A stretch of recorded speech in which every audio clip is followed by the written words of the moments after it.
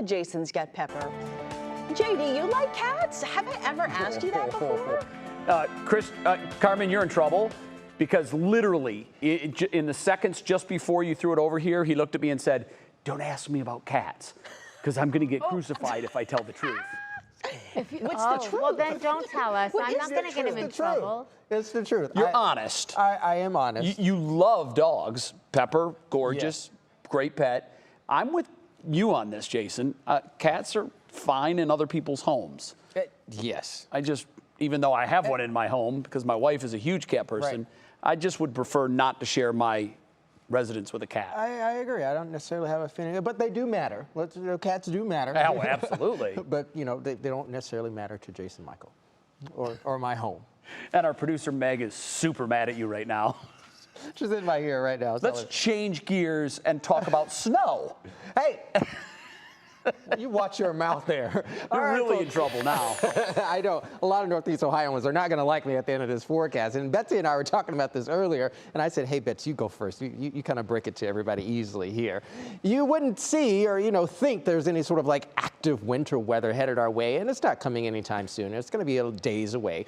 But what we do have a setup coming is going to be much colder air coming into Northeast Ohio, and it's going to be sort of like a slingshot here. We'll kind of ease into it. We'll back off a little bit, and then we'll come into it a little bit more, back off, and then we really kind of go into it. And that's likely going to be what's going to set us up for a little bit of that wintry mix coming in our way the early portion of next week. Over the next few hours here, again, temperature is going to be kind of cooling off here. We got cloudy skies moving in. This is our frontal boundary that we have coming our way, okay, my friends? This is likely going to be coming in for the mid to late morning hours for us tomorrow, and we'll be dealing with the leading edge of some showers and even some isolated thunderstorms coming in overnight.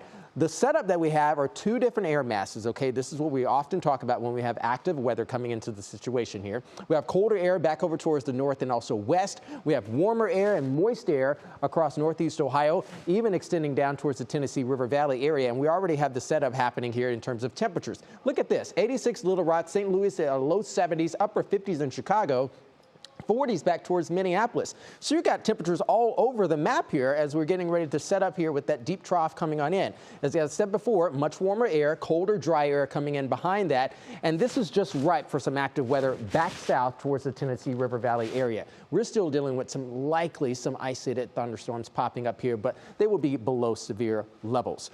Breezy winds coming out of the south, roughly 5 to 15 miles per hour. We've had gusts approaching 20 miles per hour. You would think with that southerly wind, we got a lot of humidity, but this isn't bad. This is sort of like those balmy, mild conditions across Northeast Ohio at this point. So as we roll the clock forward here in your National Design Mark hour-by-hour forecast, you'll notice some isolated pops beginning to happen around dinner time for tonight. 7, 8, 9 a.m., we really start to kind of collect ourselves, and there will likely be, model is guiding us to a band of showers and even some heavier downpours coming on in, and there could be some more rumbles coming through as well into the overnight hours. So that window is likely to be 10 p.m. through about 3, 4 a.m. for tomorrow once we get the activity pushing on out of here.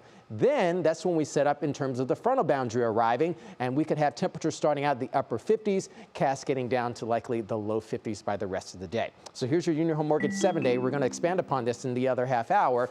Mid to upper 50s by Friday, low 60s Saturday and Sunday. Then we got that next snaggletooth kind of push and pull of cold air coming in Monday, Tuesday of next week, where we could be staying in the 30s and 40s.